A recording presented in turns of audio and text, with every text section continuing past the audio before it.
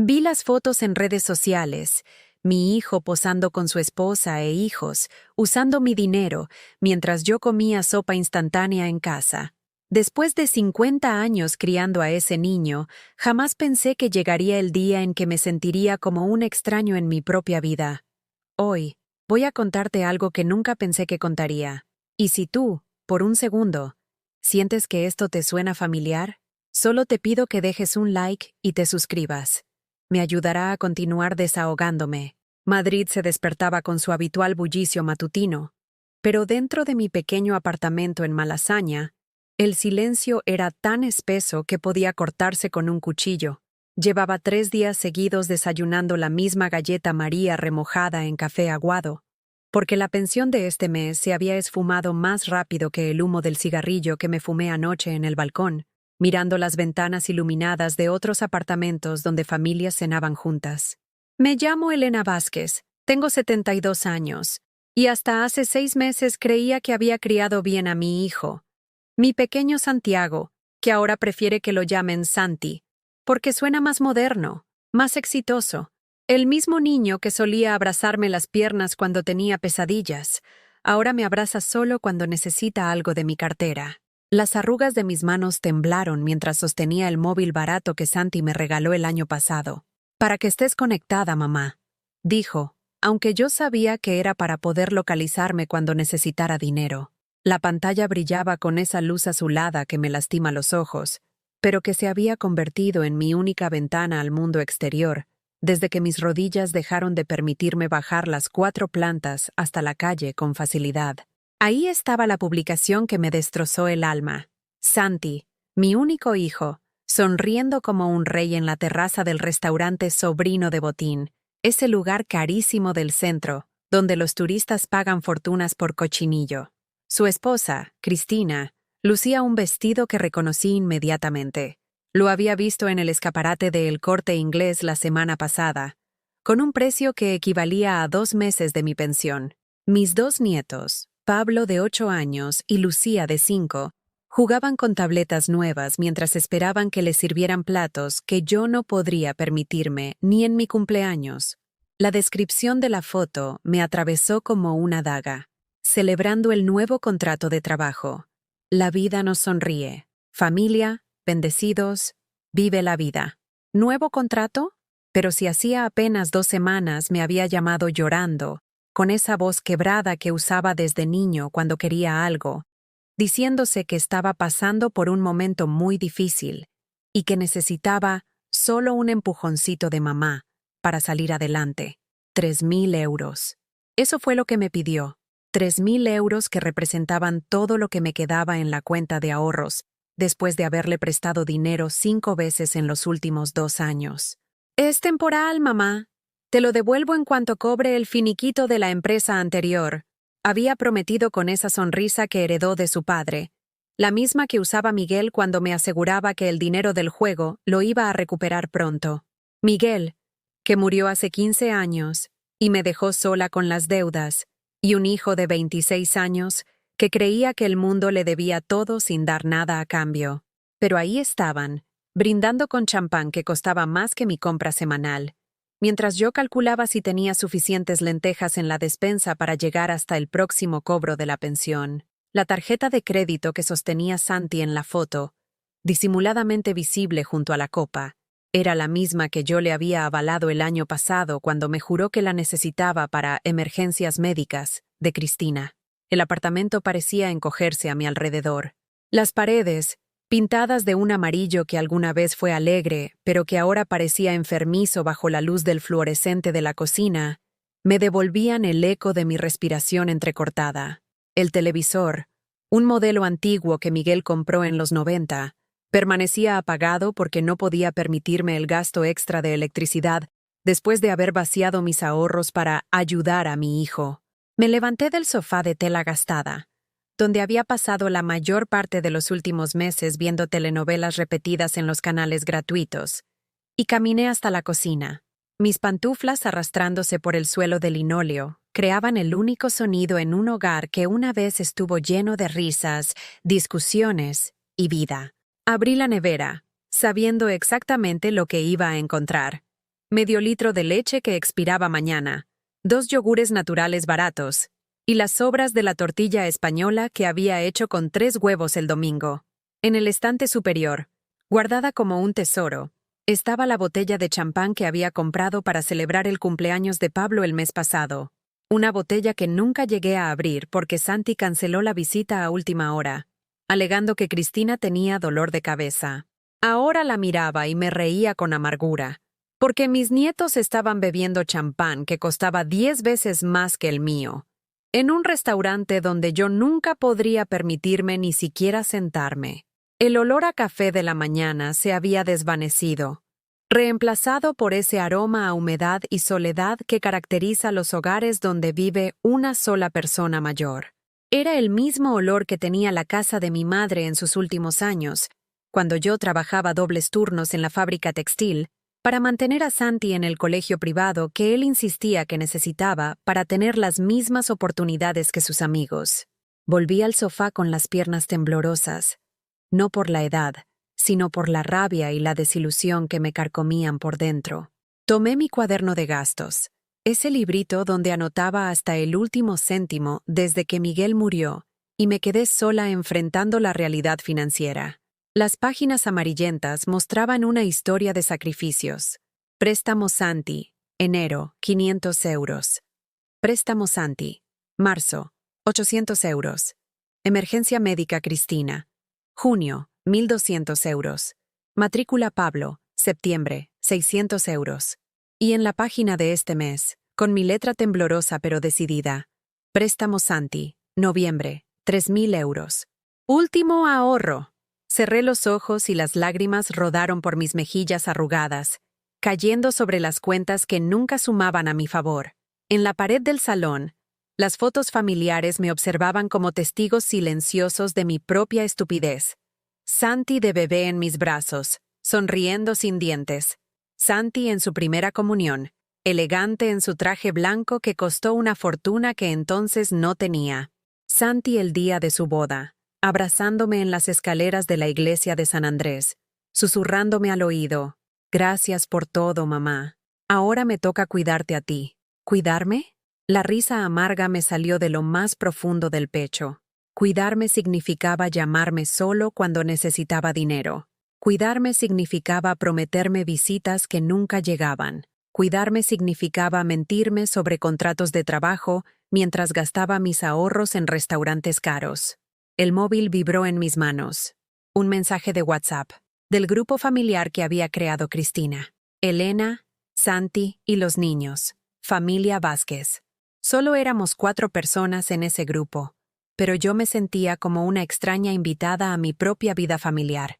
Hola, suegra. Gracias por todo lo que haces por nosotros. Eres la mejor abuela del mundo. Cristina había enviado el mensaje acompañado de un emoji de corazón y 3 fotos más del restaurante. En una de ellas, Pablo sostenía un helado gigante que costaba lo mismo que yo gastaba en comida en 3 días. En otra, Lucía posaba con un vestido nuevo que nunca había visto antes. Respondí como siempre respondía: «De nada, mi amor. Que disfruten mucho. Besos a los niños». Pero por dentro, algo se estaba quebrando. Algo que había estado sosteniéndome durante estos 72 años de vida, 50 de ellos dedicados completamente a ser madre, se estaba fracturando con la presión de tantas mentiras, tantas promesas rotas, tanto amor no correspondido. Era martes por la tarde en Madrid, y mientras mi hijo brindaba con champán por un trabajo que aparentemente siempre había tenido, yo me preparaba un té con agua del grifo y me preguntaba, por primera vez en mi vida, si realmente conocía al hombre en el que se había convertido mi pequeño Santiago. Esa noche no pude dormir. Me quedé despierta en la cama mirando al techo, recordando cómo había llegado hasta aquí, porque una madre no se convierte en cajero automático de la noche a la mañana. No, esto había sido un proceso lento, como cuando el agua gotea del grifo, y al principio no lo notas, pero después de meses tu factura se dispara y te preguntas cuándo empezó todo. La primera vez que Santi me pidió dinero prestado fue hace 8 años. Recuerdo la fecha exacta, 15 de marzo de 2016. Lo sé porque lo marqué en el calendario de la cocina. ese de la Caja Madrid que renovaba cada año religiosamente. Había venido a casa con Cristina, que entonces era solo su novia, con los ojos rojos y las manos temblorosas. «Mamá, necesito tu ayuda», me había dicho sentándose en esta misma silla donde ahora escribo mis cuentas. «Me han echado del trabajo. El jefe dice que redujeron plantilla, pero yo sé que es porque no le caigo bien. Necesito dinero para el alquiler del piso, solo hasta que encuentre algo nuevo. 500 euros. En aquel momento me parecía mucho dinero, pero Santi era mi único hijo, mi única familia desde que Miguel murió. ¿Cómo iba a decirle que no? Fui al banco esa misma tarde. Saqué el dinero de mi libreta de ahorros y se lo di en un sobre.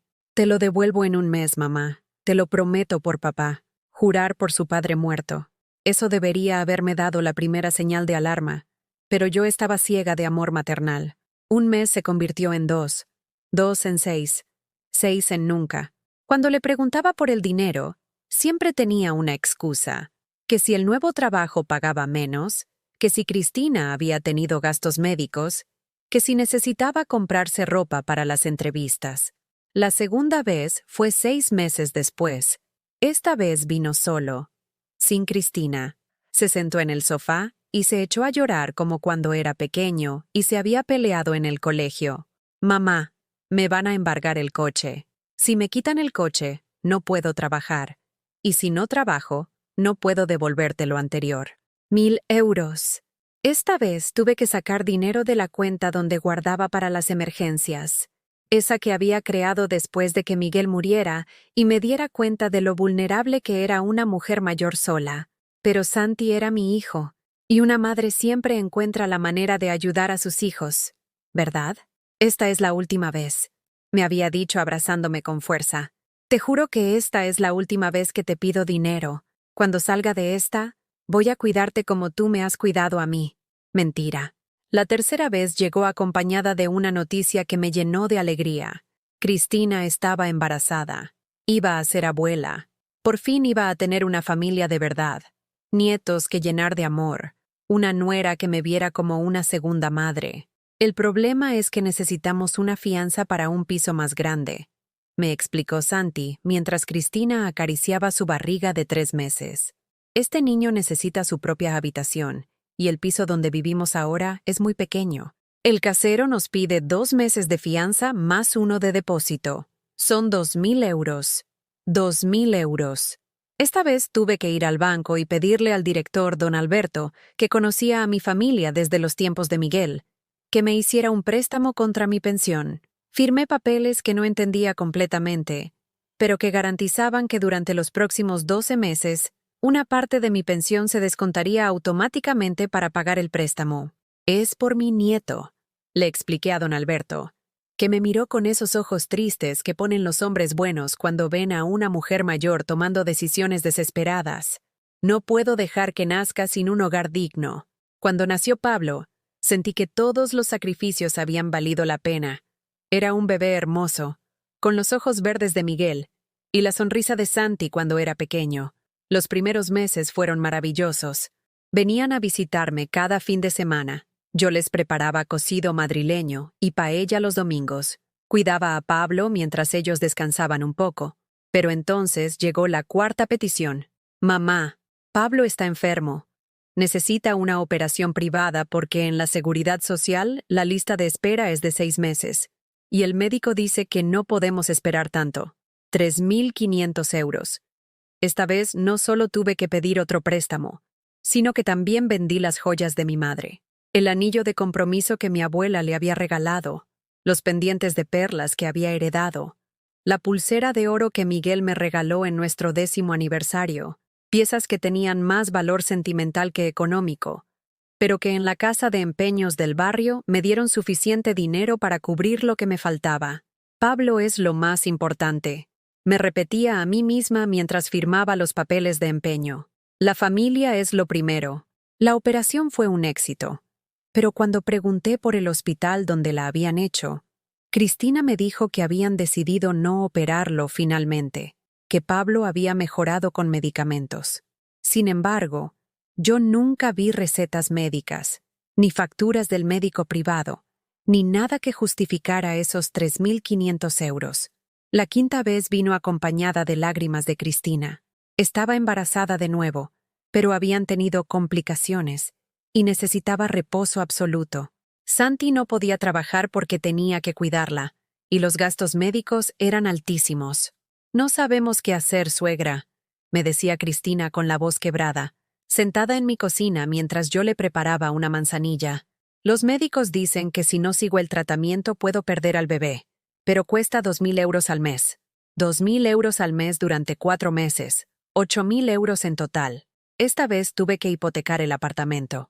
Mi hogar, el único patrimonio que Miguel y yo habíamos conseguido construir después de 30 años de trabajo, se convirtió en la garantía para salvar a mi nieta nonata.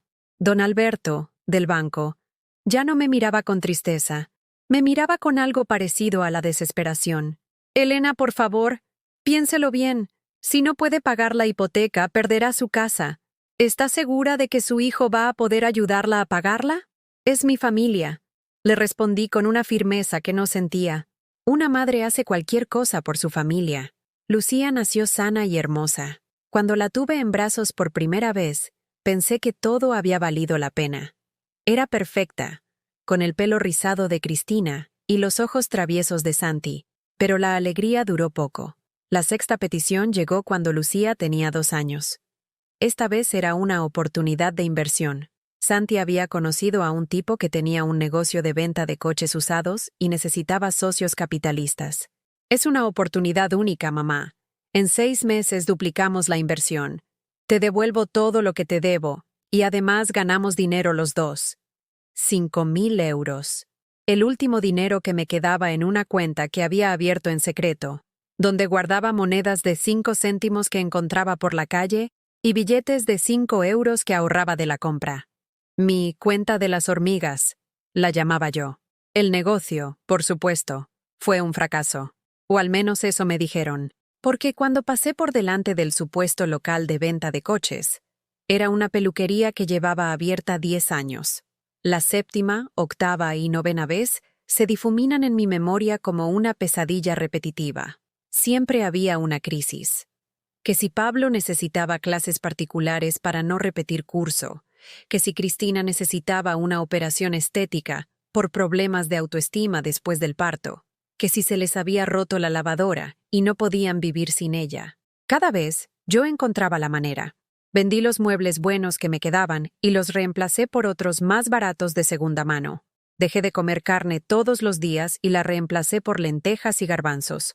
Cancelé la televisión por cable, dejé de comprar el periódico, empecé a caminar en lugar de coger el metro para ahorrar los billetes. Mi apartamento se fue vaciando lentamente, como si fuera derritiéndose.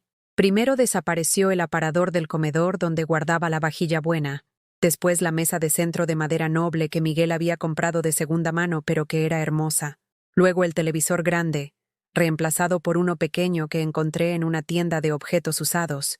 Pero lo peor no era la pobreza, lo peor era la soledad, porque con cada préstamo, con cada emergencia que yo solucionaba, las visitas de Santi se hacían más esporádicas. Ya no venía los domingos a comer. Ya no traía a los niños para que pasaran la tarde conmigo. Ya no me llamaba para preguntar cómo estaba. Solo aparecía cuando necesitaba dinero. Y yo, como una idiota, siempre decía que sí, porque tenía miedo. Miedo de que si decía que no, dejaría de verlo completamente. Miedo de que mis nietos crecieran sin conocer a su abuela. Miedo de quedarme completamente sola en este apartamento que cada día se parecía más a una tumba. Hasta ese martes por la tarde, cuando vi las fotos del restaurante caro y me di cuenta de que ya estaba completamente sola. La diferencia era que ahora también estaba completamente arruinada. Y por primera vez en 8 años, me pregunté, ¿cuándo dejé de ser su madre para convertirme en su banco personal? Los días que siguieron a ver esas fotos fueron como caminar por arenas movedizas. Cada pequeño detalle que antes había ignorado, ahora se clavaba en mi mente como cristales rotos.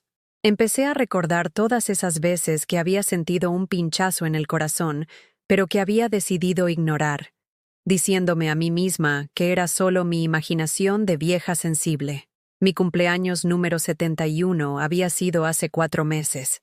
Lo recuerdo porque me levanté esa mañana con una ilusión extraña, como si fuera una niña pequeña esperando una sorpresa.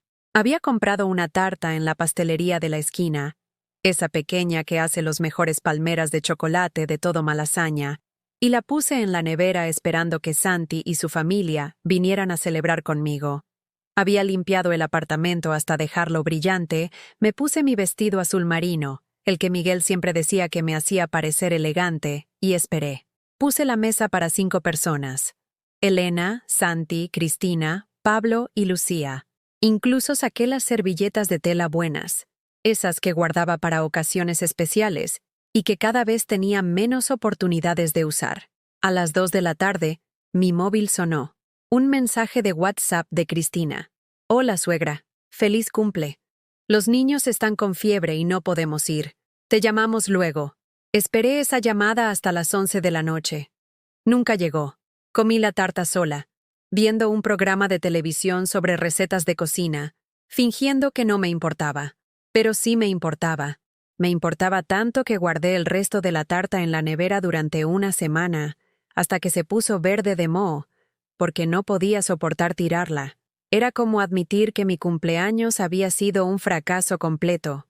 2 días después, vi en Instagram. Sí, había aprendido a usar Instagram para poder ver fotos de mis nietos, que Pablo y Lucía habían estado perfectamente sanos. Los habían llevado al Parque del Retiro, donde jugaron en los columpios y comieron helados. No tenían fiebre. Simplemente mi cumpleaños no había sido lo suficientemente importante como para ser verdad. El Día de la Madre fue aún peor. Me desperté con la esperanza tonta de que al menos me llamarían temprano, que quizás hasta me mandarían flores como hacía Miguel todos los años. En lugar de eso, recibí un mensaje de texto automático a las 7 de la tarde. Feliz Día de la Madre. Gracias por todo. Un mensaje automático. Ni siquiera se habían tomado la molestia de escribir mi nombre. Pero fue en agosto cuando realmente empecé a entender lo que estaba pasando. Pablo había cumplido 8 años, y por primera vez en su vida, no me habían invitado a su fiesta de cumpleaños. Me enteré por casualidad cuando mi vecina, doña Carmen, me comentó que había visto a mi hijo y su familia cargando globos y una piñata en un local de fiestas infantiles del barrio. ¡Qué bonito que celebren en grande!, me había dicho Carmen con esa sonrisa que ponía cuando sabía que me estaba dando una mala noticia. Tu nieto se veía muy feliz con todos sus amiguitos. Llamé a Santi esa noche, con las manos temblándome mientras marcaba su número. Hola, mamá, me contestó con esa voz que ponía cuando estaba ocupado viendo la televisión. ¿Qué pasa? Era el cumpleaños de Pablo, le dije, tratando de que mi voz no sonara acusadora. Sí, ya lo sé. Es mi hijo. No me invitaron. Silencio. Un silencio largo y pesado que se sentía como una bofetada a través del teléfono. Es que era una fiesta pequeña, mamá. Solo sus amigos del colegio. Ya sabes cómo son los niños ahora. Quieren estar solo con sus iguales. Soy su abuela. Ya lo sé, pero... Bueno, no queríamos incomodarte. Había mucho ruido, muchos niños corriendo. Pensamos que no te iba a gustar. Mentira. Lo supe inmediatamente porque Pablo siempre había sido un niño tranquilo, y a mí nunca me había molestado el ruido de los niños jugando. Pero más que la mentira, lo que me dolió fue el tono. Hablaba conmigo como si fuera una extraña, como si mi presencia fuera una molestia que había que evitar. La próxima vez avisaré, me dijo antes de colgar. Tengo que irme, mamá. Cristina me está llamando. La próxima vez nunca llegó. Septiembre trajo una humillación diferente. Lucía había empezado el colegio, y yo quería comprarle algo especial para su primer día. Fui a una tienda de juguetes educativos y elegí un set de colores y cuadernos de dibujo que costaba 20 euros. Dinero que no tenía, pero que saqué de mi fondo de emergencias médicas. Cuando fui a llevárselo, Cristina me recibió en la puerta sin invitarme a pasar. «Ay, suegra, qué detalle», me dijo tomando el regalo sin ni siquiera mirarlo. «Pero ya le compramos todo lo que necesita para el cole. Tiene de sobra. Es solo un pequeño regalo de la abuela», insistí, tratando de ver a Lucía detrás de ella. «Sí, claro. Pero ya sabes cómo son los niños. Si les das demasiadas cosas, se malcrían. Mejor guárdalo para Navidad. Me devolvió la bolsa. Mi propio regalo, devuelto como si fuera basura. ¿Puedo ver a Lucía un momento? Solo para darle un beso. Está durmiendo la siesta, mintió Cristina, porque podía escuchar la televisión de fondo y la voz de mi nieta cantando la canción de Pocoyo. Me fui a casa con mi regalo rechazado y lloré durante 2 horas seguidas, sentada en el suelo de la cocina, abrazando la bolsa como si fuera un bebé. Pero el golpe final llegó en octubre, durante una llamada que no estaba destinada para mí. Había marcado el número de Santi para preguntarle si podía llevarle a Pablo un jarabe para la tos que había sobrado de cuando yo estuve enferma. Su teléfono sonó 2 veces y luego se cortó, pero no colgó completamente. Pude escuchar su voz del otro lado, hablando con alguien más. Era mi madre, le decía a alguien, probablemente Cristina. La pesada de siempre. La pesada de siempre. Esas 4 palabras se quedaron grabadas en mi cerebro como si las hubieran marcado con hierro candente. ¿Qué quería ahora? Escuché la voz de Cristina de fondo. Algo sobre jarabe para Pablo. Como si no tuviéramos dinero para comprar medicina. Es increíble cómo inventa excusas para venir a molestar. Tu madre siempre ha sido muy intensa, respondió Cristina. Desde que nos casamos siento que nos está vigilando constantemente. Lo sé. Pero ¿qué le vamos a hacer? Es vieja y está sola. Supongo que nosotros somos su único entretenimiento. Entretenimiento. Como si mi amor por ellos fuera un capricho de aburrimiento. Como si mis llamadas fueran interrupciones molestas en sus vidas importantes. A veces pienso que sería más fácil si viviera más lejos. Continuó Santi. Oh, si tuviera otros hijos. Así no estaríamos nosotros cargando con toda su soledad. Cargando conmigo. Mi propio hijo sentía que yo era una carga. Bueno, al menos ya no viene tanto como antes, dijo Cristina con un tono de alivio. Desde que le dijimos que Pablo tenía alergias y no podía comer sus comidas caseras, las visitas se redujeron bastante. Pablo no tenía alergias. Era otra mentira para mantenerme alejada. Sí, esa fue una idea genial tuya, se rió Santi. Aunque a veces me da un poco de pena. La pobre se esfuerza tanto cocinando. Santi, tienes que decidir. O eres hijo o eres esposo y padre. No puedes ser las 2 cosas cuando tu madre es tan posesiva, por querer ver a mis nietos, por querer participar en sus vidas, por amarlos. Tienes razón, suspiró Santi. Es solo que es mi madre, ¿sabes? Después de todo lo que ha hecho por mí, después de todo lo que ha hecho por ti, ¿o después de todo el dinero que te ha dado? Preguntó Cristina con una risa cruel. Porque seamos honestos, cariño. Tu madre no te ayuda por amor. Te ayuda porque es la única manera que tiene de mantenerte cerca. Es manipulación emocional pura. Manipulación emocional. Yo, que había vendido las joyas de mi madre para pagar la operación de Pablo. Yo, que había hipotecado mi casa para asegurarme de que Lucía naciera sana. Yo, que comía lentejas todos los días para poder darles dinero a ellos. Además, continuó Cristina, no es como si fuera realmente su dinero. Es su pensión. Es dinero del Estado. Técnicamente, nosotros también contribuimos a eso con nuestros impuestos. La conversación siguió, pero yo ya no podía escuchar más. Colgué el teléfono con las manos tan temblorosas que se me cayó al suelo y se rompió la pantalla. Me quedé sentada en la cocina, mirando el teléfono roto, sintiendo que algo dentro de mí también se había roto de manera irreparable. Todas esas veces que había justificado su frialdad, todas esas veces que había pensado que era mi imaginación, todas esas veces que me había dicho a mí misma que los jóvenes de ahora eran diferentes, menos expresivos, pero que en el fondo me querían igual. Todo había sido mentira. No era solo que no me quisieran. Era que me veían como un estorbo, como una vieja pesada que compraba su tolerancia con dinero. Era que se reían de mí a mis espaldas, que inventaban excusas para evitarme, que mi amor les resultaba agobiante y molesto. Esa noche no cené. Me quedé sentada en la oscuridad de mi salón, rodeada de las fotos familiares que ahora me parecían una burla cruel. Santi sonriendo en su boda, prometiendo cuidarme. Pablo abrazándome en el parque, antes de que le dijeran que mi comida le daba alergia. Lucía en mis brazos cuando era bebé, antes de que aprendiera que la abuela era alguien de quien había que mantenerse alejado. Por primera vez en mi vida, dejé que la rabia entrara en mi corazón. Una rabia fría y calculadora que me llenó de una energía que no había sentido en años. Si yo era solo un banco para ellos, quizás era hora de cerrar la cuenta. Y por primera vez en 8 años, cuando Santi me llamó al día siguiente pidiendo dinero para una emergencia con el coche, le dije una palabra que nunca antes había pronunciado: no. El silencio al otro lado del teléfono fue tan largo que pensé que se había cortado la llamada. ¿Cómo que no, mamá? Exactamente eso. No. Y colgué. El silencio que siguió a mi no duró exactamente 43 segundos. Lo sé porque me quedé mirando el reloj de la cocina, contando cada tic como si fuera el latido de mi corazón, que martilleaba tan fuerte que pensé que iba a explotar dentro de mi pecho. 43 segundos en los que pude escuchar mi propia respiración entrecortada y el rumor del tráfico de la Gran Vía filtrándose por la ventana mal cerrada. Entonces, la voz de Santi volvió al teléfono, pero ya no era la voz de mi hijo. Era la voz de un extraño furioso.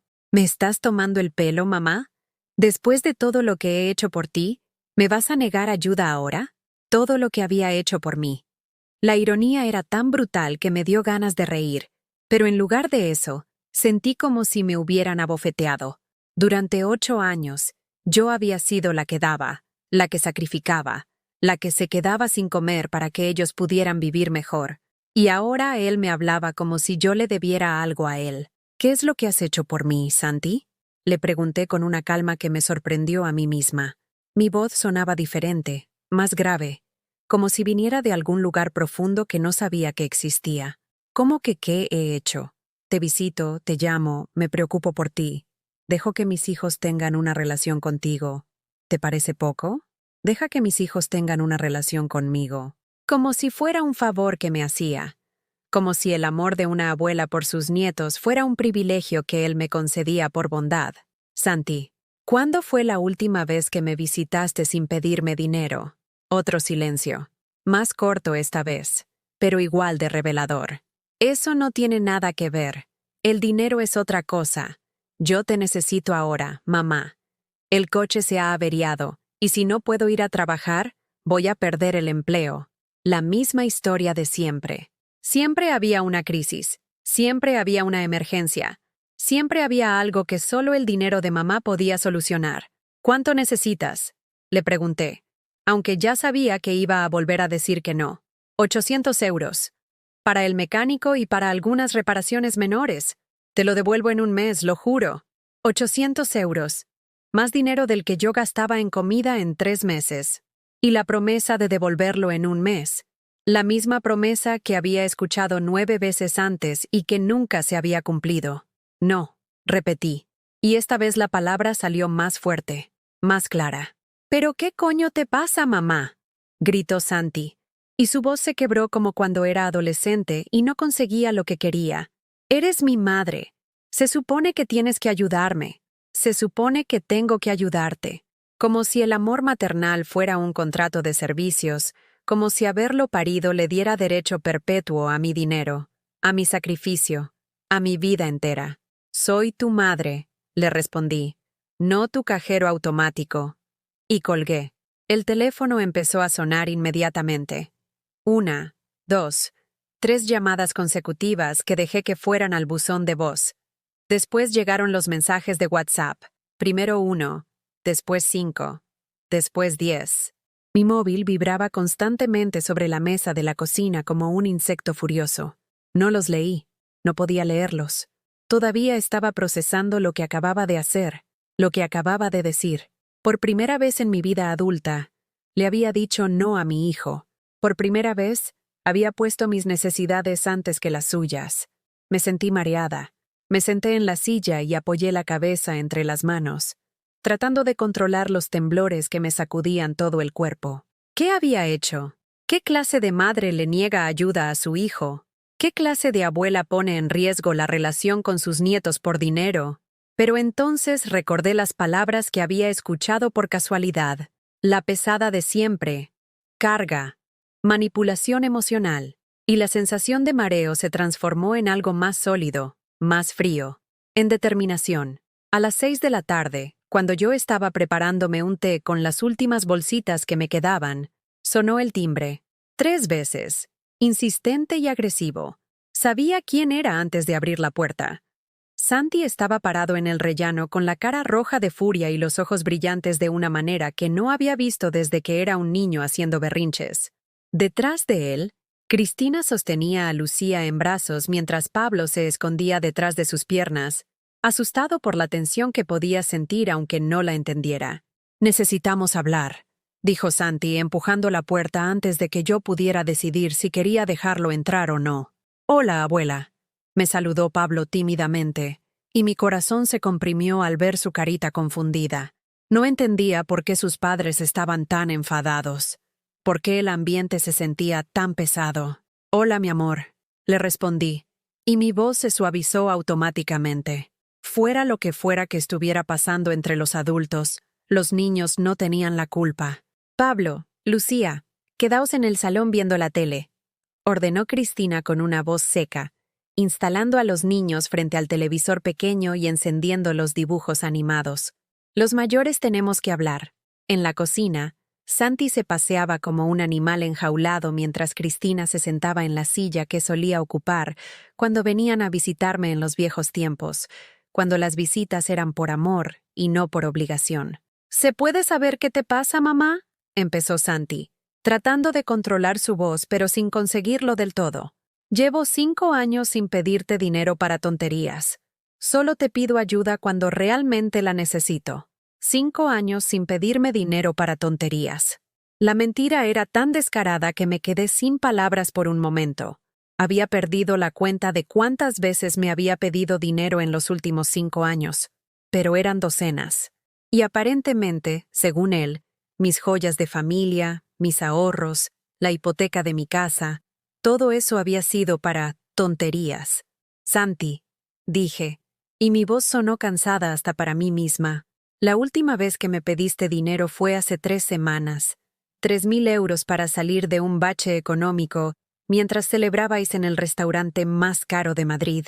Su cara cambió. Por un segundo, vi algo parecido a la vergüenza cruzar por sus ojos, pero enseguida la reemplazó con más furia. «¿Me has estado espiando? ¿Ahora resulta que no puedo salir a cenar con mi familia sin pedirte permiso?» «No necesitas pedirme permiso», le respondí, «pero tampoco necesitas mentirme para sacarme dinero». «No te mentí. Esa cena fue con mis jefes. Era por trabajo. A veces hay que hacer estos gastos para mantener las relaciones laborales». Más mentiras, una encima de otra, como si yo fuera tan estúpida que no pudiera ver a través de ellas. Cristina, que había estado en silencio, decidió intervenir con esa voz dulce y condescendiente que usaba cuando quería manipularme. «Suegra, entendemos que estés molesta, pero tienes que entender que nosotros también tenemos gastos. Los niños están creciendo, necesitan cosas, y tú, bueno, tú vives sola, no tienes tantos gastos como nosotros. No tengo tantos gastos, como si la comida, la luz, el agua, los medicamentos, el mantenimiento de la casa no fueran gastos reales. Como si, por ser vieja y sola, mis necesidades fueran menos importantes que las suyas. Además», continuó Cristina, «nosotros te damos mucho a cambio. Te traemos a los niños para que no estés sola. Santi se preocupa por ti. Te llama constantemente. Me llama constantemente. Para pedirme dinero». «¿Cuándo fue la última vez que Santi me llamó sin pedirme dinero?», pregunté, mirando directamente a Cristina. Ella abrió la boca para responder, pero no salió ningún sonido. Se quedó así durante unos segundos, con la boca abierta como un pez fuera del agua, hasta que la cerró y miró a Santi buscando ayuda. «Eso es lo de menos», saltó Santi. «Yo no tengo por qué llamarte para charlar como si fueras mi amiga. Soy tu hijo. Tengo mi propia vida, mi propia familia. Te llamo cuando te necesito, que es lo normal. Me llama cuando me necesita, no cuando yo lo necesito. No cuando estoy enferma, o triste, o sola. Solo cuando él tiene problemas que mi dinero puede solucionar. ¿Y cuándo me necesitas tú a mí, Santi?, le pregunté.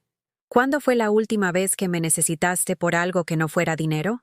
Silencio.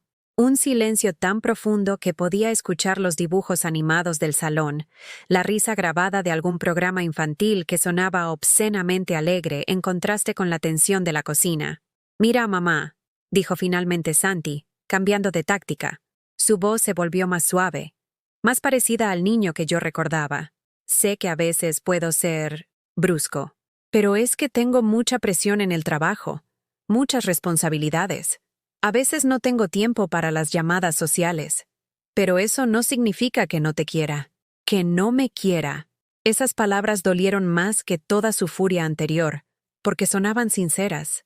Y quizás esa era la verdad más dolorosa de todas, que él realmente creía que me quería, que su versión del amor incluía mentirme, usarme y mantenerme alejada de mis propios nietos.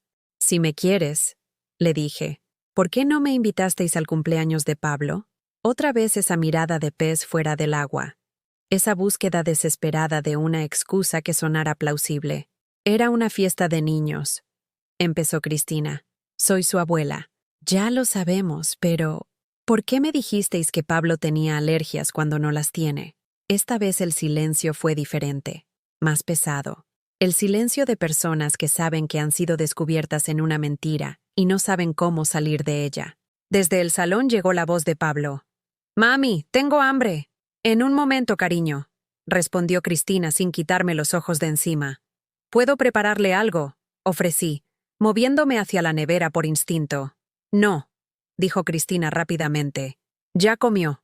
Además, no queremos molestarte. No queremos molestarte». Pero sí querían mi dinero. Sí querían mis ahorros. Sí querían que hipotecara mi casa por ellos. Fue en ese momento cuando me di cuenta de que no había vuelta atrás. «Quiero que se vayan», dije en voz baja. «¿Cómo?», preguntó Santi. «Quiero que se vayan de mi casa. Ahora».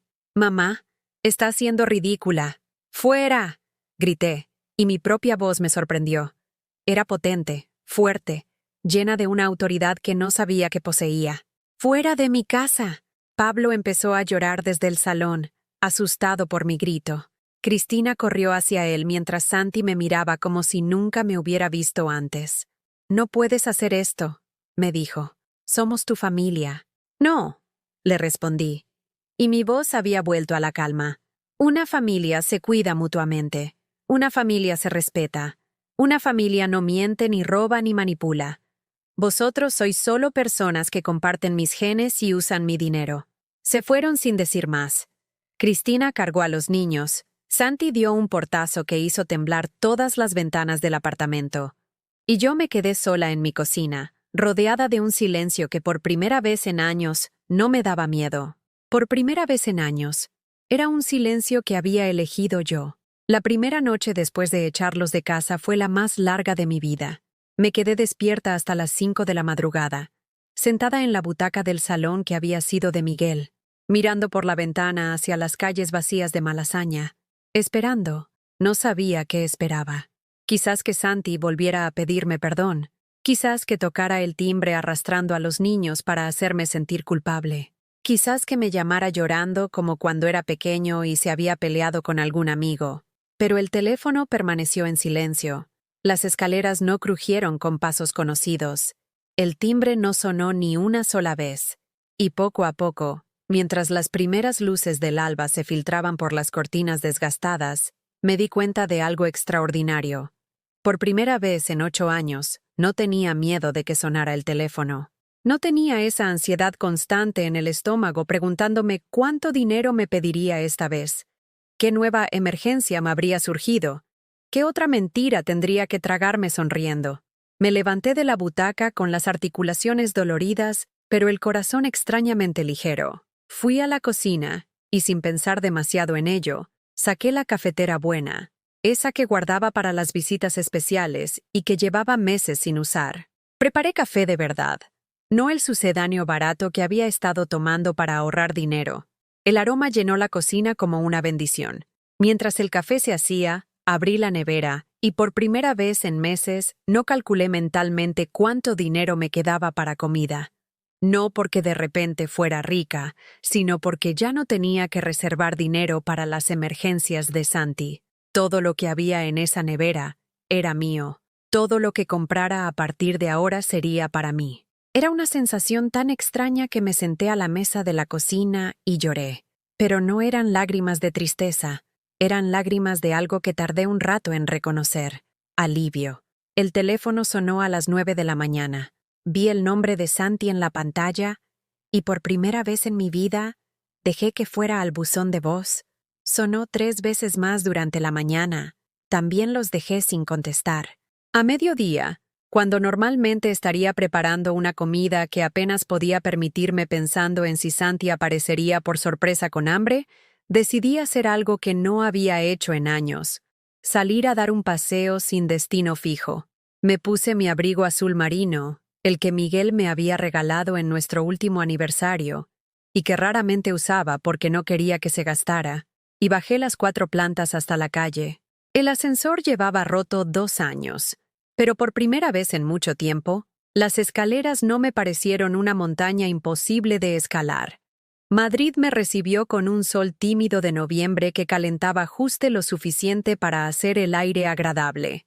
Caminé sin rumbo por las calles que conocía de memoria, pero que de alguna manera parecían diferentes, como si las estuviera viendo con otros ojos. Pasé por delante de la tienda de empeños donde había vendido las joyas de mi madre. Pasé por delante del banco donde había hipotecado mi casa. Pasé por delante de la pastelería donde había comprado la tarta de mi cumpleaños solitario. Pero esta vez, estos lugares no me dieron tristeza. Me dieron rabia. Una rabia limpia y energizante que me llenó de una fuerza que no había sentido en años. Entré en un café pequeño cerca de la Plaza de España, uno de esos lugares con mesas diminutas y camareros que te tratan como si fueras familia. Pedí un cortado y un croissant de chocolate, y cuando el camarero me trajo la cuenta, pagué sin calcular cuántas veces podría permitirme este lujo con mi pensión. Fue mientras estaba sentada en ese café, viendo pasar a la gente por la ventana, que me di cuenta de algo que debería haber sido obvio hace años. Durante todo este tiempo, yo había estado viviendo la vida de otra persona. Había estado gastando mi dinero en los sueños de Santi, sacrificando mis necesidades por sus caprichos, reduciendo mi existencia a un papel secundario en la obra de teatro de su vida. Pero yo también tenía derecho a ser la protagonista de mi propia historia. Saqué mi móvil y marqué un número que tenía guardado desde hacía meses, pero que nunca había tenido el valor de llamar. Diga. Hola. ¿Habló con Carmen Ruiz? Soy Elena Vázquez, la vecina del cuarto. Carmen era mi vecina del segundo piso, una mujer de unos 60 años que había enviudado el año anterior y que varias veces me había propuesto que fuéramos juntas a las clases de aqua aeróbicos del centro cívico del barrio. Elena, ¡qué sorpresa! ¿Cómo estás, cielo? Muy bien, Carmen. Te llamo por lo de las clases de natación. ¿Sigue la propuesta en pie? Por supuesto. De hecho, esta tarde hay una clase de prueba gratis. ¿Te animas? Me animé. Por primera vez en años, me animé a hacer algo solo por mí, solo porque me apetecía, sin calcular si podía permitírmelo económicamente o si interferiría con algún plan de Santi. La piscina municipal de Malasaña era un edificio de los años 80 con olor a cloro y vestuarios que habían visto días mejores, pero cuando me metí en el agua tibia, sentí como si hubiera entrado en un palacio. El agua me sostenía, me abrazaba, me hacía sentir liviana de una manera que había olvidado que era posible. Carmen resultó ser una compañía deliciosa. Tenía esa manera de hablar directa y sin filtros que tienen las mujeres que han vivido lo suficiente como para no perder el tiempo con tonterías. Mi hija también me daba la lata constantemente. Me confesó mientras flotábamos en la parte menos profunda después de la clase. Siempre necesitando dinero, siempre con dramas. Un día me harté y le dije, Marina, o aprendes a resolver tus problemas sola, o vas a tener que buscar otra madre. ¿Sabes qué pasó? ¿Qué? Que se enfadó durante 2 meses. No me dirigió la palabra, y después empezó a llamarme para preguntarme cómo estaba yo, para preguntarme a mí. Por primera vez en años, se interesó por mi vida en lugar de por mi cartera. Me quedé en silencio, procesando esas palabras mientras el agua me mecía suavemente. Los hijos creen que los padres somos eternos, continuó Carmen. Creen que siempre vamos a estar ahí para solucionar sus problemas, para darles dinero, para aguantar sus desprecios. A veces hay que enseñarles que también somos personas, que también tenemos límites. Esa noche, cuando llegué a casa con el pelo todavía húmedo y las mejillas sonrosadas por el ejercicio, me sentí como si hubiera regresado de unas vacaciones. El apartamento seguía siendo el mismo, pero yo había cambiado algo fundamental en mi interior. Cené una tortilla francesa que me hice solo para mí, sin calcular si sobraba para otros. Puse música en la radio, esa emisora de boleros que me gustaba pero que nunca escuchaba, porque a Santi le parecía música de viejos. Me di un baño con sales que había comprado años atrás y que había estado guardando para una ocasión especial. La ocasión especial, me di cuenta, era simplemente estar viva y ser libre.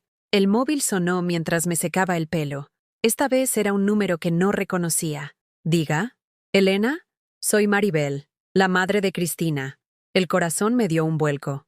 Maribel y yo habíamos tenido una relación cordial durante los primeros años del matrimonio de nuestros hijos, pero últimamente apenas nos hablábamos.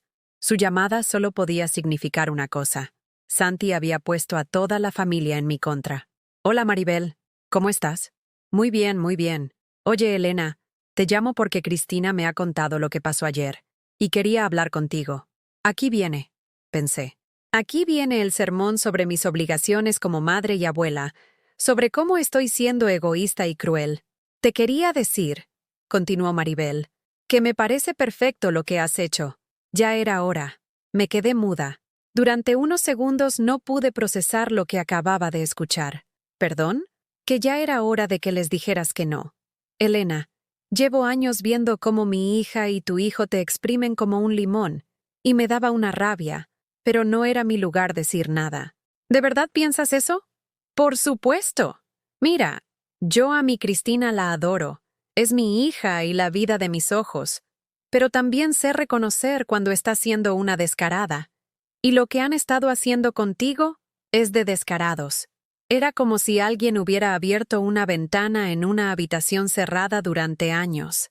Por primera vez, otra persona estaba validando lo que yo había estado sintiendo en silencio. Cristina vino esta mañana llorando, diciendo que había sido muy cruel con los niños, continuó Maribel. Pero yo le dije, hija mía, ¿cuándo fue la última vez que llevaste a esos niños a ver a su abuela sin pedirle dinero? Y se quedó callada, porque la respuesta es nunca. Hablamos durante una hora. Maribel me contó cosas que yo no sabía, que Santi tenía trabajo fijo desde hacía 2 años, que la emergencia médica de Cristina había sido una operación estética que se había pagado ella misma, que el negocio de coches había sido en realidad unas vacaciones en las Canarias. ¿Por qué no me dijiste nada antes? Le pregunté. Porque no era mi lugar, repitió, y porque pensaba que tú ya lo sabías y que simplemente eras demasiado buena como para decir que no. Pero ahora me doy cuenta de que ellos te mentían a ti también. Cuando colgamos, me quedé sentada en la butaca de Miguel, sintiendo como si hubiera estado viviendo en una casa con las ventanas tapadas y alguien acabara de correr todas las cortinas de golpe. No estaba loca, no estaba siendo egoísta, no estaba siendo una mala madre. Estaba siendo, por primera vez en años, una mujer que se respetaba a sí misma. Esa noche dormí 8 horas seguidas por primera vez en meses. Y cuando me desperté, lo primero que hice fue algo que no había hecho en años. Me quedé en la cama unos minutos más, simplemente porque me apetecía. Porque por fin, después de 72 años, había aprendido que mi vida también importaba, que yo también merecía cuidado, atención y respeto, y que si mi propio hijo no podía dármelo, tendría que encontrar la manera de dármelo yo misma. 3 semanas habían pasado desde que eché a Santi de mi casa. 3 semanas de paz que no había conocido en años, de despertarme sin el nudo en el estómago preguntándome qué nueva crisis financiera tendría que resolver. Había establecido una rutina que era completamente mía. Aqua aeróbicos los martes y jueves con Carmen, paseos matutinos por el retiro los domingos, y las tardes leyendo en la biblioteca del barrio, algo que había abandonado cuando todos mis días empezaron a girar alrededor de las necesidades de mi hijo. Pero yo sabía que Santi no se iba a rendir tan fácilmente. Lo conocía demasiado bien. Había heredado la terquedad de su padre, pero también su capacidad de manipulación. Estaba planeando algo, reuniendo fuerzas para una batalla final. Lo sentía en el aire como se siente la tormenta antes de que caigan las primeras gotas. La tormenta llegó un viernes por la tarde, cuando yo regresaba de hacer la compra semanal. Por primera vez en meses, mi bolsa contenía cosas que había comprado simplemente porque me apetecían. Aceitunas rellenas, un trozo de queso manchego, incluso una botella pequeña de vino tinto para acompañar las cenas solitarias que habían dejado de ser tristes para convertirse en momentos de paz. Al doblar la esquina hacia mi edificio, los vi. Estaban todos ahí, como un ejército familiar desplegado en formación de batalla. Santi se paseaba nerviosamente por la acera, fumando un cigarrillo con esa manera ansiosa que tenía cuando estaba preparando un discurso. Cristina estaba sentada en el banco del parque infantil de enfrente, con Lucía dormida en su regazo, y esa expresión de mártir que ponía cuando quería que la gente sintiera pena por ella. Pablo jugaba solo en los columpios, demasiado mayor para ese parque, pero claramente obligado a estar ahí como parte del espectáculo. Pero lo que más me sorprendió fue ver a mi cuñada Teresa, la hermana mayor de Miguel, una mujer de 78 años a la que no veía desde el funeral de mi marido. Teresa había sido siempre la matriarca de la familia, la que opinaba sobre todo y todos, la que se creía con derecho a juzgar las decisiones de los demás. Su presencia solo podía significar una cosa: habían traído refuerzos pesados. «Ahí está», dijo Santi en voz alta cuando me vio, tirando el cigarrillo al suelo y pisándolo con más fuerza de la necesaria. Ya llegó la protagonista del drama. Me acerqué despacio, sintiendo cómo la tranquilidad de las últimas semanas se desvanecía como el humo de su cigarrillo. Pero por debajo de la ansiedad, había algo nuevo, una firmeza que no había sentido antes, como si las últimas semanas me hubieran dado una armadura invisible. «Hola, Elena», me saludó Teresa con esa voz que usaba para los sermones familiares. «Creo que tenemos que hablar». «Hola, Teresa. No sabía que seguías viva». La crueldad de mi comentario me sorprendió a mí misma, pero no me arrepentí. Esta mujer había ignorado mi existencia durante 15 años. Nunca me había llamado para preguntar cómo estaba. Nunca se había ofrecido a ayudarme cuando Miguel murió y me quedé sola. Ahora aparecía como juez de mi vida. «Elena, por favor», intervino Cristina con voz llorosa, acunando a Lucía como si fuera un escudo humano. «Los niños te echan de menos. Pablo ha estado preguntando por su abuela todos los días». Miré a Pablo, que había dejado de columpiarse y nos observaba con esos ojos grandes e inteligentes que veían más de lo que los adultos creíamos. Mi corazón se comprimió, pero mantuve la voz firme. «Pablo sabe dónde vivo. La puerta de mi casa nunca ha estado cerrada para mis nietos». «Pero sí está cerrada para nosotros», gritó Santi, y su voz se quebró de una manera que me recordó dolorosamente al niño que había sido. «Somos tu familia, mamá. No puedes echarnos de tu vida como si fuéramos extraños». «No os he echado de mi vida», respondí, dejando las bolsas de la compra en el suelo. «He dejado de ser vuestro banco personal. Hay una diferencia». Teresa se aclaró la garganta con esa manera pomposa que tenía para llamar la atención. «Elena, he venido aquí porque Santiago me ha contado lo que ha pasado. Y francamente, estoy muy decepcionada. Miguel se revolcaría en su tumba si supiera cómo estás tratando a su hijo». Miguel. Por supuesto que iba a invocar el nombre de Miguel. Era la carta que siempre jugaban cuando querían manipularme, como si mi marido muerto fuera un testigo que aprobaba todos sus abusos. «Miguel», dije, y mi voz sonó más fuerte de lo que esperaba. «Me enseñó que la familia se construye con respeto mutuo, no con chantajes y mentiras. Lo que Miguel no toleraría sería ver cómo han convertido a su viuda en una máquina de hacer dinero para sus caprichos». «No son caprichos», gritó Santi. «Son necesidades reales. Tengo una familia que mantener». «¿Con qué dinero la has estado manteniendo estos 2 años que has tenido trabajo fijo?», pregunté. y vi cómo su cara se puso pálida. Sí, Santi, ya lo sé. Sé que tienes trabajo. Sé que la operación de Cristina fue estética. Sé que el negocio de coches fueron vacaciones en Canarias. El silencio que siguió fue tan denso que pude escuchar el tráfico de la Gran Vía a 6 calles de distancia. Cristina dejó de mecerse con Lucía en brazos. Pablo se bajó del columpio y se acercó lentamente, como si sintiera que algo importante estaba pasando. ¿Quién te ha dicho esas mentiras?, preguntó Cristina, pero su voz sonaba hueca, sin convicción. No son mentiras, respondí. Son hechos que vosotros habéis estado ocultándome durante años mientras me exprimíais hasta el último céntimo. Teresa, que había estado en silencio procesando lo que acababa de escuchar, se volvió hacia Santi con una expresión que no había visto nunca en su cara.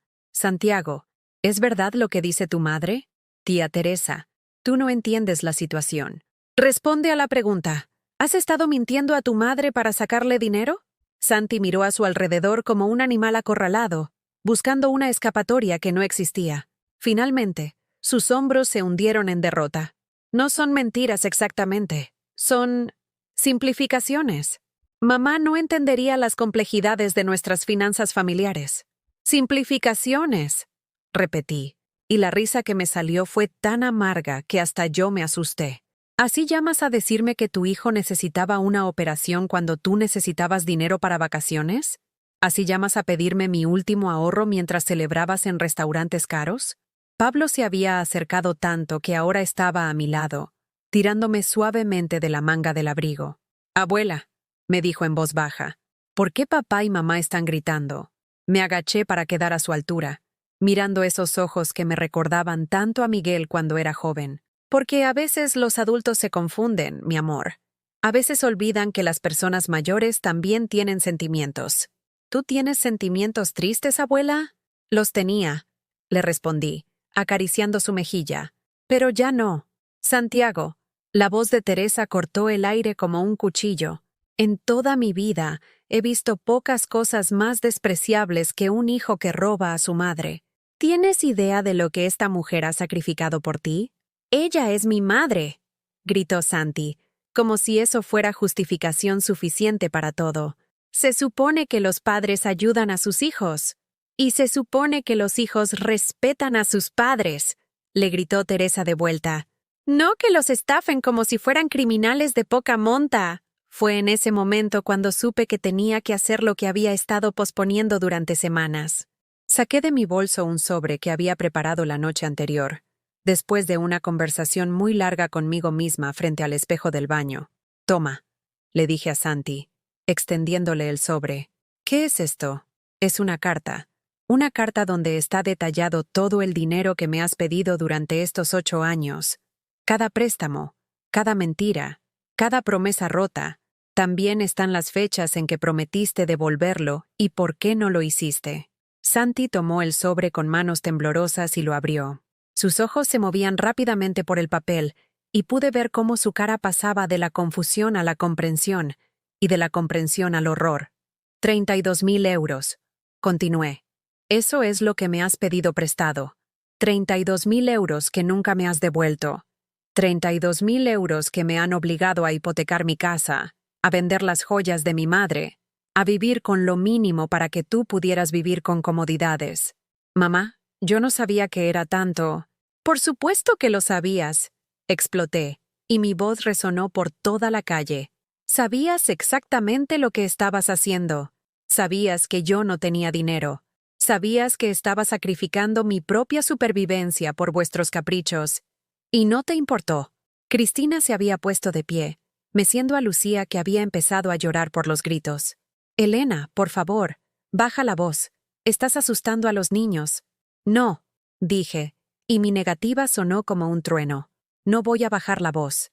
He pasado 8 años bajando la voz, disculpándome por existir, fingiendo que no me dolía que me tratarais como a un cajero automático con sentimientos.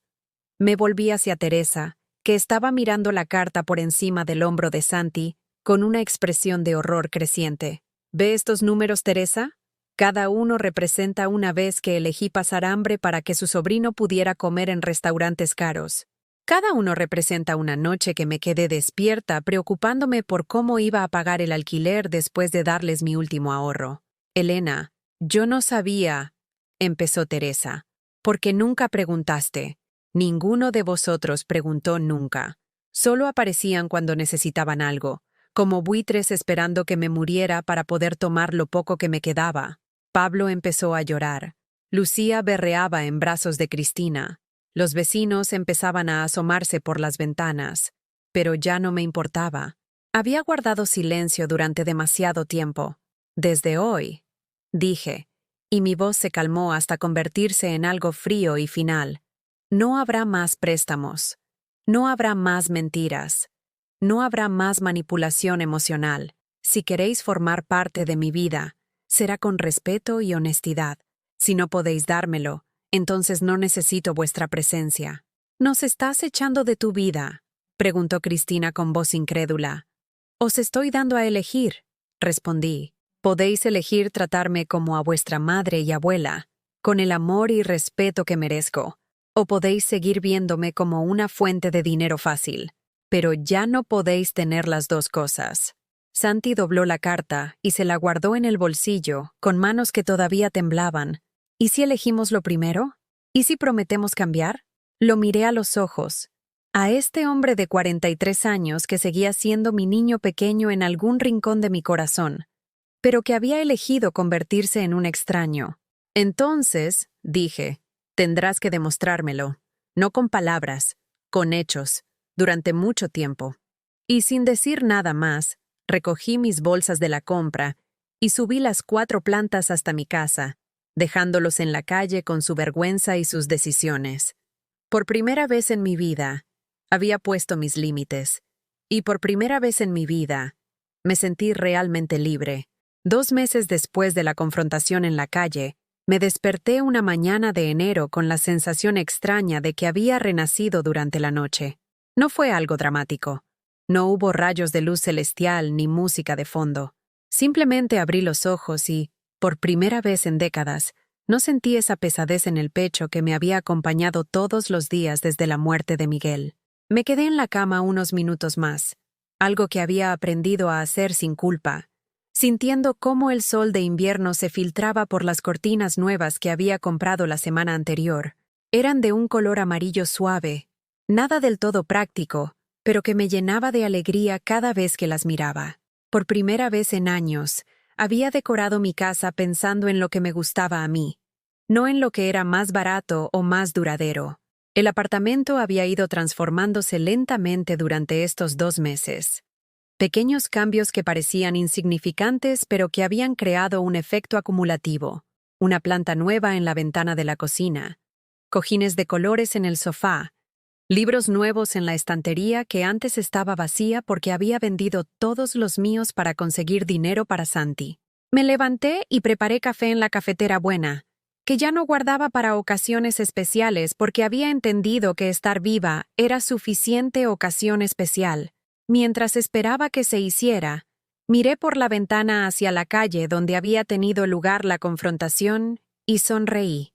Esa calle ya no me daba ansiedad. Era simplemente la calle donde vivía Elena Vázquez, una mujer de 72 años que había aprendido a quererse a sí misma. El teléfono sonó mientras desayunaba. Durante las primeras semanas después de la confrontación, cada timbre me daba un salto en el corazón, pensando que sería Santi con alguna nueva estrategia de manipulación. Pero ahora lo cogía con tranquilidad, sabiendo que fuera quien fuera, ya no tenía poder para alterarme. «Elena, soy Carmen. ¿Sigues en pie para lo de esta tarde?» Carmen se había convertido en algo más que una vecina. Era la primera amiga real que había tenido en años, alguien con quien podía hablar de cosas que no fueran problemas familiares o dinero. Esta tarde íbamos a ver una exposición de pintura en el Museo Thyssen, algo que yo había querido hacer durante años, pero que siempre había pospuesto porque no era prioritario, o porque había gastado el dinero en alguna emergencia de mi hijo. Por supuesto. ¿Quedamos en el metro a las 3? Perfecto. Y después podemos ir a tomar algo a ese café que me gustó tanto la semana pasada. Después de colgar, me di cuenta de que estaba sonriendo. Una sonrisa real, no de esas forzadas que había perfeccionado durante años para esconder mi tristeza. Era extraño cómo la alegría había vuelto a mi vida de manera tan gradual que casi no me había dado cuenta. A las 11 de la mañana, mientras ordenaba los papeles del escritorio que había organizado como mi pequeña oficina casera, sonó el timbre. Mi corazón no se aceleró como solía hacer. Ya no vivía en estado de alerta constante, esperando la próxima crisis que tendría que resolver. Miré por la mirilla y vi algo que no esperaba.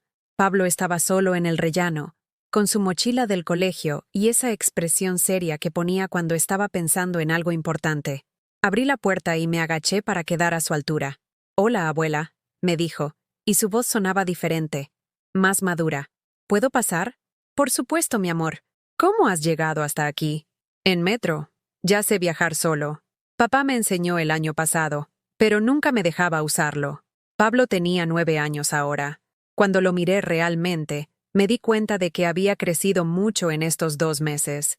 Ya no era el niño pequeño que se escondía detrás de las piernas de sus padres. «¿Saben tus padres que estás aquí?», le pregunté mientras le preparaba un vaso de leche con las galletas de chocolate que había comprado especialmente para cuando mis nietos quisieran visitarme. «No exactamente», admitió, mordiendo una galleta. «Les dije que iba a casa de un amigo después del colegio, pero yo quería venir a verte». «¿Por qué?». Pablo me miró con esos ojos que eran idénticos a los de Miguel, llenos de una inteligencia que a veces me sorprendía. «Porque te echo de menos, abuela. Y porque quiero entender qué pasó. ¿Qué te han contado tus padres?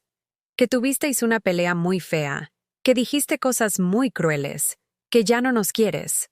Las últimas palabras me dolieron como una puñalada. Por supuesto que les habían dicho eso. Por supuesto que habían convertido mi acto de autodignidad en una historia donde yo era la villana. «Pablo», le dije, tomando sus manos pequeñas entre las mías, «yo os quiero más que a mi propia vida. A ti y a Lucía. Eso nunca va a cambiar». «Sss. Entonces, ¿por qué no vienes a casa? ¿Por qué mamá llora a veces y dice que la abuela los odia?» Me quedé en silencio por un momento, tratando de encontrar las palabras correctas para explicarle a un niño de 9 años conceptos como manipulación, límites personales y autorrespeto. «¿Sabes qué pasa cuando alguien te pide prestado dinero y nunca te lo devuelve?», le pregunté finalmente. «¿Que es como robar?» «Un poco». «¿Y sabes qué pasa cuando alguien te miente para conseguir cosas de ti? Que no confías más en esa persona». «Exacto. Tu papá y tu mamá me pidieron dinero prestado muchas veces, pero nunca me lo devolvieron. Y me mintieron sobre para qué lo necesitaban». Pablo asintió lentamente, procesando la información. «¿Es por eso que papá se pone nervioso cuando llegan las cartas del banco?». Su pregunta me sorprendió. «Los niños ven mucho más de lo que los adultos creen». «Puede ser, mi amor. Los adultos a veces tomamos decisiones que tienen consecuencias. ¿Y por eso ya no podemos venir a verte? Vosotros podéis venir cuando queráis. Siempre.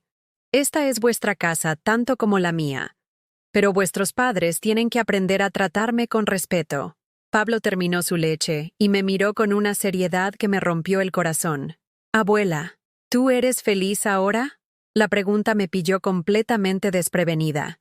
Nadie me había preguntado eso en años. Ni siquiera yo me lo había preguntado a mí misma. «Sí», le respondí, y me di cuenta de que era completamente cierto. «Por primera vez en mucho tiempo, soy feliz». «Me alegro», me dijo, y me abrazó con esa fuerza que solo tienen los niños cuando quieren transmitir algo importante. «Porque yo también quiero que seas feliz». Pablo se quedó conmigo toda la tarde. Me ayudó a regar las plantas. Me enseñó un juego nuevo que había aprendido en el colegio. Y me habló de sus amigos, sus clases, sus sueños. Por primera vez en años, pude disfrutar de mi nieto, sin la tensión constante de saber que sus padres estaban usando nuestro amor como moneda de cambio. A las 6 de la tarde, sonó mi móvil. Era Santi, con esa voz alterada que ponía cuando estaba realmente asustado. «Mamá, ¿está Pablo contigo?». «Sí, está conmigo. Está perfectamente». «¡Gracias a Dios! Llevamos 2 horas buscándolo. Cristina está histérica. ¿Por qué no me llamaste?». «Porque es mi nieto y me está visitando. No necesito permiso tuyo para ver a Pablo». Silencio al otro lado del teléfono. Voy a buscarlo, dijo finalmente. No, le respondí. Él vino solo, y se irá solo cuando esté listo. Si quieres hablar conmigo, puedes subir. Pero vienes solo, y vienes con respeto. Otra pausa larga. Está bien, subo en 5 minutos. Cuando Santi llegó, se veía diferente. Más delgado, con ojeras, como si no hubiera estado durmiendo bien. Se sentó en la silla de la cocina donde había tenido lugar tantas de nuestras conversaciones sobre dinero, pero esta vez su postura era diferente, menos arrogante, más humilde. «Hola, papá», le dijo Pablo desde el salón, donde estaba viendo los dibujos. «Hola, campeón. ¿Cómo has llegado hasta aquí?» «En metro. ¿Cómo me enseñaste?» Santi me miró con una expresión que no había visto en años. Respeto. No sabía que se acordara de eso, me dijo en voz baja. Los niños se acuerdan de todo, le respondí, especialmente de las cosas importantes. Nos quedamos en silencio durante unos minutos, escuchando la risa de Pablo ante algo gracioso que había visto en la televisión. He estado pensando mucho en lo que dijiste, dijo Santi finalmente. En la carta, en los números. Y tienes razón. En todo. Su voz se quebró ligeramente. He sido un hijo de mierda, mamá. He sido egoísta, manipulador, y he abusado de tu amor. Las palabras que había esperado escuchar durante años finalmente habían llegado, pero ya no necesitaba escucharlas para sentirme completa. ¿Por qué me lo dices ahora?, le pregunté. «Porque Pablo lleva 2 meses preguntando por ti todos los días. Porque Lucía dibuja casitas y siempre pone una ventana extra para la abuela. Porque Cristina y yo nos hemos dado cuenta de que sin ti, algo importante falta en nuestras vidas». «Ah, no soy yo lo que falta», le dije. «Es el respeto, es la honestidad, es tratarme como a una persona que merece amor, no como a una máquina de hacer dinero». «Lo sé», asintió. «Y quiero cambiar eso. Quiero que mis hijos tengan una abuela. Quiero tener una madre de verdad, no alguien a quien llamo solo cuando necesito algo». Lo miré durante un largo momento, buscando en sus ojos algún rastro de la manipulación de siempre. Pero lo que vi fue diferente. Era vulnerabilidad real, arrepentimiento genuino. «¿Qué propones?», le pregunté. «Empezar de nuevo, poco a poco, sin pedirte dinero nunca más. Visitándote porque queremos verte, no porque necesitamos algo. Llamándote para preguntarte cómo estás, no para contarte nuestros problemas». ¿Y Cristina está de acuerdo con esto? Está trabajando en ello. El orgullo le cuesta más que a mí, pero quiere que los niños tengan a su abuela. Pablo apareció en la puerta de la cocina. «¿Ya nos vamos, papá? ¿Quieres irte ya?», le preguntó Santi. «No», respondió Pablo honestamente. «Pero mamá debe estar preocupada». Santi me miró, y por primera vez en años, vi al niño que había sido. ¿Puedo llamarte mañana? Solo para saber cómo estás». «Puedes», le respondí, «pero que sea porque realmente quieres saber cómo estoy». «Quiero», dijo, y su voz sonaba sincera. Los acompañé hasta la puerta. Pablo me abrazó fuerte antes de irse. «¿Puedo venir otra vez?», me preguntó. «Siempre», le respondí. «Esta siempre será tu casa». Cuando se fueron, volví a mi apartamento renovado, a mi vida recuperada, a mi felicidad construida por mí misma. No sabía si Santi cumpliría sus promesas. No sabía si realmente habían aprendido la lección, pero ya no importaba, porque por primera vez en mi vida, mi felicidad no dependía de ellos, dependía de mí, y eso nadie me lo podía quitar. Han pasado 6 meses desde aquella tarde, cuando Pablo apareció en mi puerta con su mochila del colegio y su corazón lleno de preguntas. Ahora es julio, y Madrid hierve bajo un sol que parece querer recordarnos que el verano existe para los que saben disfrutarlo. Estoy sentada en la terraza del pequeño apartamento que conseguí en Chueca después de vender el de Malasaña. Sí, decidí mudarme, empezar completamente de nuevo, viendo cómo la ciudad se despierta con esa energía perezosa de los sábados por la mañana. Tengo una taza de café humeante en las manos. Café bueno, siempre café bueno ahora. Y el periódico extendido sobre la pequeña mesa de hierro forjado que compré en el Rastro el mes pasado. Es la primera vez en décadas que leo las noticias por placer, no para distraerme de mis preocupaciones. El apartamento nuevo es más pequeño que el anterior, pero es completamente mío. Cada mueble, cada cuadro, cada planta ha sido elegida porque me gusta, no porque era lo más barato o lo más práctico. Las paredes están pintadas de un verde suave que me recuerda a la casa de mis padres, y hay luz natural en todas las habitaciones. Es un hogar hecho para Elena Vázquez, no para los problemas de Elena Vázquez. Mi móvil vibra sobre la mesa. Es un mensaje de Carmen. ¿Lista para la clase de pintura de esta tarde? Dicen que hoy vamos a aprender acuarelas. Sonrío mientras le respondo que sí.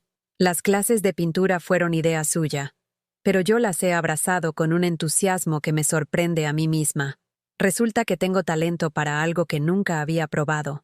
Mi primera acuarela, un paisaje torpe pero lleno de color, está enmarcada en la pared del salón como si fuera un Picasso. A las 10:30, como cada sábado desde hace 3 meses, suena el timbre. Ya sé quién es antes de abrir la puerta. ¡Abuela!, grita Lucía lanzándose a mis brazos con esa energía infinita que tienen las niñas de 6 años. Detrás de ella, Pablo camina con más dignidad. Ya tiene 10 años y considera que los abrazos efusivos son cosa de niños pequeños. Pero la sonrisa que me dedica vale por 1000 abrazos. Hola, mis amores, les digo, sintiendo cómo se me llena el pecho de esa alegría que nunca pensé que volvería a sentir. ¿Qué tal la semana? He aprendido a hacer divisiones, anuncia Lucía con orgullo. Y Pablo ya sabe tocar una canción entera en la guitarra. Miro a mi nieto mayor, que se sonroja ligeramente pero asiente. ¿Me la tocas después?, le pregunto. Si quieres, responde, tratando de sonar indiferente pero obviamente complacido. Detrás de los niños aparece Santi, cargando una bolsa de tela llena de cosas que ya sé que contiene. Ingredientes para cocinar juntos, como hemos hecho cada sábado durante estos últimos meses. No es dinero lo que trae a mi casa ahora. Es tiempo, atención, ganas de estar presente de verdad. Hola, mamá, me saluda y me da un beso en la mejilla que se siente genuino. ¿Cómo has dormido? Como una reina, le respondo. Y es verdad, duermo bien todas las noches ahora, sin la ansiedad constante que me acompañó durante tantos años. Cristina llega unos minutos después, con esa sonrisa que al principio era forzada, pero que ahora parece más natural. Nuestra relación ha sido la más difícil de reconstruir. El orgullo herido es más difícil de curar que el arrepentimiento genuino, pero poco a poco hemos encontrado un terreno común en nuestro amor por los niños. Elena me saluda, y ya no me dice suegra, con esa condescendencia de antes. ¿Te ayudo con el almuerzo? Por supuesto, le respondo. Los niños quieren hacer paella. La cocina del apartamento nuevo es pequeña, pero trabajamos las dos sin estorbarnos, con esa armonía que solo viene cuando las personas dejan de lado sus defensas. Cristina me cuenta sobre su nuevo trabajo. Sí, ahora trabaja, ya no depende completamente de Santi. Y yo le hablo de mis clases de pintura y mis tardes con Carmen. Me alegro de que tengas amigas, me dice mientras pela las gambas. Antes siempre me preocupaba que estuvieras muy sola. Antes. Esa palabra encierra tanto dolor pasado que prefiero no profundizar en ella. Pero es cierto. Ahora tengo una vida social que no depende de ellos. Carmen, las señoras de la clase de aquaeróbicos, el señor Julián del kiosco que siempre me guarda el crucigrama del domingo. Una red de personas que me ven como Elena, no como la madre de o la abuela de. ¿Sabes qué es lo más extraño? Le digo mientras sofreímos el arroz. Durante años pensé que si vosotros no me necesitabais, yo no serviría para nada. Pero resulta que tengo una personalidad propia, intereses propios, una vida propia. Cristina me mira con una expresión que no había visto nunca en su cara. Respeto genuino. Admiro lo que has hecho, me dice en voz baja, para que los niños no la escuchen desde el salón donde juegan con Pablo tocando la guitarra para Lucía. No sé si yo habría tenido el valor de empezar de nuevo a los 72 años. No tuve elección, le respondo. ¿Era eso o seguir muriendo en vida? Durante el almuerzo, Pablo me cuenta sobre su colegio nuevo. Han cambiado a los niños a un centro público porque ya no necesitan impresionar a nadie con colegios caros. Y Lucía me enseña los dibujos que ha hecho durante la semana. Santi habla sobre su trabajo con un entusiasmo que no había visto en años, porque ahora trabaja en algo que le gusta de verdad, no solo en lo que paga más. La diferencia es palpable. Ya no hay esa tensión subyacente de antes, esa sensación de que cada conversación podía derivar en una petición de dinero. Ahora hablamos de cosas reales, sueños, planes, pequeñas alegrías cotidianas. Después del almuerzo, mientras Cristina recoge la cocina y Santi ayuda a Lucía con un rompecabezas, Pablo se acerca a mí con esa seriedad que lo caracteriza. Abuela, ¿puedo preguntarte algo? Siempre, mi amor. ¿Tú perdonaste a papá? La pregunta me pilla desprevenida. Como siempre me pasan las preguntas importantes de los niños. ¿Por qué me preguntas eso? Porque a veces escucho a mamá y papá hablar, y dicen que tienen miedo de que sigas enfadada con ellos. Me siento a su lado en el sofá, y tomo sus manos entre las mías, como hice aquel día que vino solo a visitarme. ¿Sabes qué aprendí, Pablo? Que perdonar no significa olvidar. Significa decidir que ya no vas a cargar con la rabia porque te hace daño a ti, no a la otra persona. Entonces, ¿sí perdonaste a papá? Lo perdoné por mí, no por él, para poder ser feliz. ¿Y ahora eres feliz? Ahora soy muy feliz, porque aprendí que mi felicidad depende de mí, no de lo que otras personas hagan o dejen de hacer. Pablo asiente con esa sabiduría natural que tienen los niños para entender verdades complejas. Me gusta que seas feliz, abuela.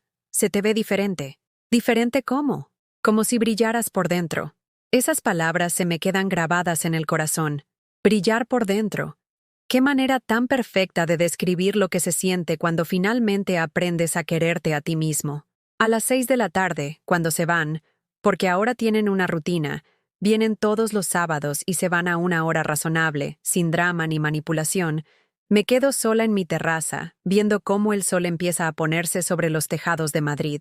Pienso en la Elena de hace un año, esa mujer que comía sopa instantánea mientras sus seres queridos se daban banquetes con su dinero. Pienso en cómo esa Elena creía que su único valor estaba en lo que podía dar a otros, en cuánto podía sacrificarse por amor. Ahora sé que el amor real no requiere sacrificio constante. El amor real incluye respeto mutuo, consideración, reciprocidad. El amor real no te deja vacía, te llena. Mi móvil suena. Es un mensaje de Santi. Gracias por el almuerzo, mamá. Los niños no paran de hablar de la paella. Te quiero. Sonrío mientras le respondo. Yo también os quiero. Hasta el sábado que viene. Y es verdad. Los quiero. Pero ahora los quiero desde un lugar de plenitud, no de carencia. Los quiero sin necesitarlos para sentirme valiosa. Los quiero sin perder de vista mi propio valor. Esta noche haré algo que no había hecho en décadas. Me vestiré bonita para mí misma. Abriré esa botella de vino que compré la semana pasada y brindaré por Elena Vázquez. Por esta mujer que se atrevió a decir no cuando todo el mundo esperaba que dijera sí. Por esta mujer que eligió su propia dignidad por encima de la comodidad familiar. Por esta mujer que descubrió que la vejez puede ser el momento más libre de toda una vida. Levanto mi taza de café hacia el cielo de Madrid que se tiñe de naranja y rosa, y hago un brindis silencioso, por todas las mujeres que creen que su valor está en lo que dan, no en lo que son. Por todas las madres que confunden amor con sacrificio. Por todas las abuelas que piensan que tienen que comprar el cariño de sus nietos. Por todas las que, como yo, descubrieron que nunca es demasiado tarde para empezar a quererse a sí mismas. La lección más importante que he aprendido a los 72 años es esta. No puedes amar verdaderamente a otros si no te amas a ti misma primero. No puedes dar desde un lugar de plenitud si estás vacía por dentro. Y no puedes construir relaciones sanas sobre cimientos de sacrificio y resentimiento. El amor real empieza con el autorrespeto, y el autorrespeto empieza con una palabra que durante años me daba terror pronunciar, no, pero que ahora pronuncio con la serenidad de quien ha entendido que decir no a lo que te daña es la manera más poderosa de decir sí a la vida que mereces vivir. ¿Has vivido alguna vez algo parecido a la historia de Elena? ¿Conoces a alguien que haya sacrificado tanto por su familia que se haya perdido a sí misma en el proceso? Cuéntamelo en los comentarios. Y si esta historia te ha tocado el corazón, si crees que alguien necesita escuchar el mensaje de Elena, Dale like a este video y suscríbete al canal, porque a veces una historia como esta puede ser exactamente lo que alguien necesita escuchar para encontrar el valor de cambiar su propia vida.